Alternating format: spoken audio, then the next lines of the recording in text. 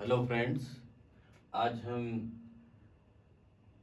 नया एक्ट जिसके बारे में कल इंट्रोडक्शन हमने दिया था उसके बारे में TPA transfer of property act इसके सेक्शन के बारे में आज से हम डिस्कस करने जा रहे हैं। इसका फर्स्ट सेक्शन इंट्रोडक्शन है the transfer of property act 1882। इसका संक्षिप्त नाम the transfer of property act 1882 होगा। ये हमारे इंडिया में इन्फोर्स कब हुआ? केम इनटू इन्फोर्स इन 1 जुलाई 1882। ये हमारे इंडिया में 1 जुलाई 1882 को लागू हुआ। कितना? 1 जुलाई 1882 से ये हमारे इंडिया में वर्क कर रहा है। इसमें कहां कहां पर ये वर्क नहीं कर रहा है, कहां कहां पर ये लागू नहीं होता है और किन किन स्टेट्स में इसको किस किस तरीके से कैसे सेक्शंस को हटा सकते हैं। तो it is not applicable in Bombay, Punjab and Delhi. ये 3 ऐसे जगह हैं जहां पर इनका ये एक्ट लागू नहीं है। कौन कौन से हैं? बॉम्बे, पंजाब एंड दिल्ली। अब कोई स्टेट चाहता है कि हमारे में ये सेक्शंस नहीं है, तो उसमें कहा गया है if any state do not want to apply section 54 para 2 and 3, section 54 का पैरा 2 और 3, section 59, section 107 and section 123 in his state, अगर वो अपने स्टेट में नहीं चाहता है, then notification in official gazette, वो अपने यहाँ के ऑफिशियल गजट में, स्टेट के ऑफिशियल गजट में उसको प्रकाशित करे और उन सेक्शंस को वो अपने यहाँ लागू होने से रोक सकता है। ये इसका सेक्शन फर्स्ट में बताया गया है। अब इसका सेक्शन सेकंड, ये सेक्शन सेकंड बताता है repeal of acts, saving of certain enactment, incidents, right, liabilities etcetera. ये एक ऐसा सेकंड रूल दिया गया है। देखिए, इसमें कहा गया है the act does not effect any consistent rule of Muslim personal law. It means if there is any conflict between provisions of this act and Muslim personal law, the Muslim personal law will prevail. इसमें कहा गया अगर किसी property के लिए मुस्लिम personal law और हमारा transfer of property act दोनों में कंट्राडिक्शन है, तो वहां पर मुस्लिम पर्सनल लॉ के नियम लागू होंगे और वहां पर ट्रांसफर ऑफ प्रॉपर्टी एक्ट 1882 के रूल लागू नहीं होंगे।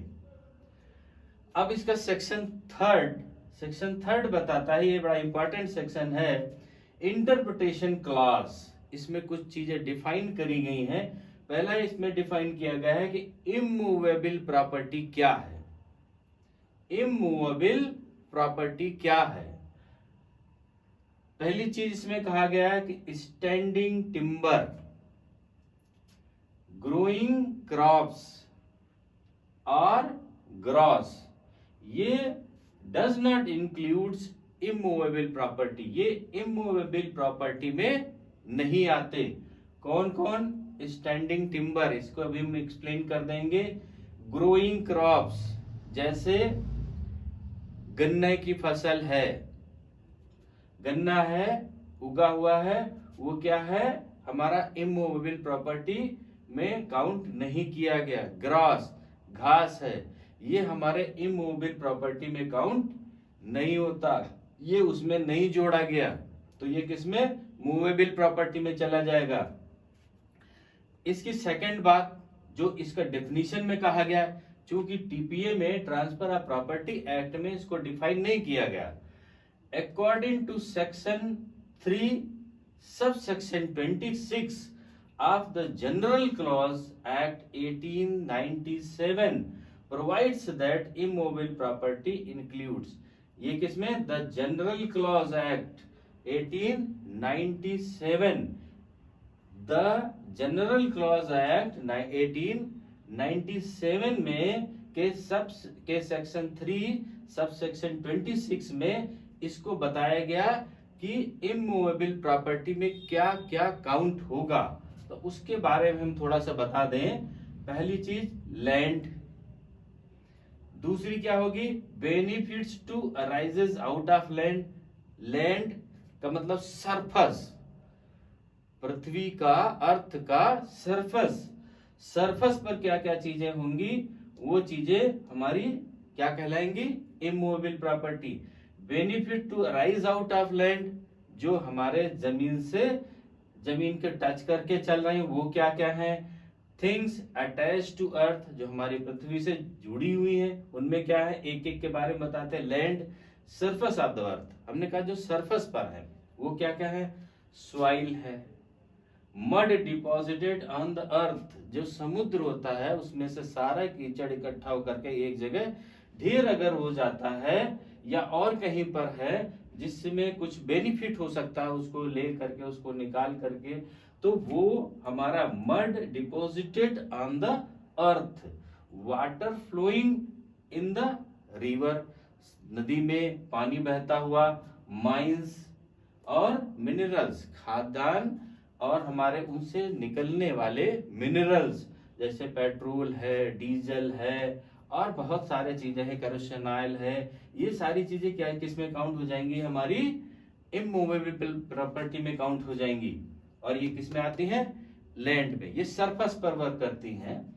अब इसके बाद में benefits to arise out of land, जो हमारी जमीन से निकलते हैं, अराइज होते हैं, वो क्या क्या है, बेनिफिट्स हैं। जो उससे बेनिफिट पाते हैं वो हमारे किस में काउंट होंगे, इमूवेबल प्रॉपर्टी में। Right of way, right of way पहली चीज। दूसरी, right to use land under lease, अगर कोई हम जमीन को लीज पर यूज कर रहे हैं, उससे जो बेनिफिट आ रहा है वो क्या होगा, immovable property. Right of fishery, जो हम मछली पालन का व्यवसाय कर रहे हैं, उससे जो बेनिफिट आ रहा वो क्या होगा, इमूवेबल प्रॉपर्टी होगी। Third, things attach to earth, जो इस जमीन से जुड़ी हुई हैं। थिंग्स अटैच टू अर्थ, इस अर्थ से जुड़ी हुई। पहली चीज, इसमें तीन चीजें हैं जो अर्थ से कनेक्टेड है, उनको हमने डिवाइड किया है। Things embedded in earth, things embedded in earth, जो जमीन को खोद करके उसमें से रख कर बनाई गई है। जैसे क्या चीज, buildings, houses, walls, electricity poles, इनको क्या किया गया, जमीन खोदा गया और रखा गया, फिर उसको बंद किया गया और उसमें से आई क्या चीज। इन चीजों को हम किस में काउंट करते हैं, इमूवेबल प्रॉपर्टी में। सेकेंड पार्ट इसका, things attach to what is so embedded in earth, जो जमीन से जुड़ी हुई, जिनको अभी हमने फर्स्ट में पढ़ा, थिंग्स एम्बेडेड इन अर्थ, जो एम्बेडेड अर्थ है उन पर जो जुड़ी हुई, उनसे जुड़ी हुई। सपोज करते हैं कि एग्जांपल के लिए पोल ले लेते हैं, इलेक्ट्रिसिटी पोल का भी हमने पढ़ा कि इमूवेबल प्रॉपर्टी है इसके फर्स्ट में, और दो इलेक्ट्रिक पोल के बीच में वायर को कनेक्ट कर दिया गया, तो क्या हुआ, एम्बेडेड। एम्बेडेड में पोल हो गया और पोल से कनेक्ट क्या हो गया, वायर हो गया, तो वो क्या हो गया, इमूवेबल प्रॉपर्टी हो गई। जैसे डोर्स, लकड़ी क्या है, हमारे वॉल है, वॉल या मकान, कोई भी हाउस है, बिल्डिंग है, उसमें से हमने, ये क्या हो गई, इमूवेबल प्रॉपर्टी होगी, उसमें से वुड ला करके हमने डोर लगा दिया। अब एम्बेडेड में से हमने एम्बेड किया, मतलब उसमें भी जोड़ा, तो डोर्स, विंडो और शटर्स, जो उस पर लगे हुए वायर, ये सब क्या हो गए, हमारे इमूवेबल प्रॉपर्टी हो गए। Third, things rooted in earth, जो जमीन में गड़े हुए, जमीन में जिनकी जड़ें हैं, वो कौन कौन सी होगी, जैसे ट्रीज, ट्रीज की जड़ें अंदर हैं। प्लांट्स, प्लांट्स छोटे पौधे, और श्रब्स, ये सब क्या है, इनकी जड़ें अंदर गड़ी हुई हैं, जड़ें अंदर है अर्थ के सरफेस के, इसलिए ये सब क्या कहलाएंगे, इमूवेबल प्रॉपर्टी कहलाएंगे। तो ये इमूवेबल प्रॉपर्टी अलग अलग वेरी इजी तरीके से डिवाइड करके इसको बताया गया, और इनमें से ये बहुत इंपॉर्टेंट है, कभी कभी इसमें से जरूर आता है। इसका section 4 repeal related to the Indian contract act 1872, related to the Indian contract act 1872, जो इसका सेक्शन 4 है वो इंडियन कॉन्ट्रैक्ट एक्ट 1872 से रिलेशन रखता है, रिलेट है ये। तो जब इंडियन कॉन्ट्रैक्ट एक्ट 1872 हम डिस्कस करेंगे तो इसके सेक्शन 4 के बारे में बताएंगे। अभी इसमें इस सेक्शन के बारे में डिस्कस नहीं किया गया है। तो इसमें से section first very easy, section second में कहा गया कि दो अगर टकराते हैं एक्ट, उसमें से मुस्लिम एक्ट और हमारा ट्रांसफर ऑफ प्रॉपर्टी एक्ट, तो ट्रांसफर ऑफ प्रॉपर्टी एक्ट के रूल नहीं लागू होंगे। किसके लागू होंगे, मुस्लिम पर्सनल लॉ के रूल लागू हो जाएंगे। इंटरप्रिटेशन क्लॉज में हमें कहा गया कि इमूवेबल प्रॉपर्टी क्या क्या होती है, इसमें याद रखना है स्टैंडिंग टिम्बर है, ग्रोइंग क्रॉप्स और ग्रास, ये चीजें हमारी does not includes immovable property, immovable property में नहीं आते हैं। और immovable property section 3 subsection 26 of the general clause act 1897 में डिफाइन किया गया कि ये सारी चीजें क्या हैं, इमूवेबल प्रॉपर्टी हैं। अब इसके बाद में इसके नेक्स्ट सेक्शन 5 से लेकर के हम नेक्स्ट पार्ट में डिस्कस करेंगे। ओके, थैंक यू, जय हिंद।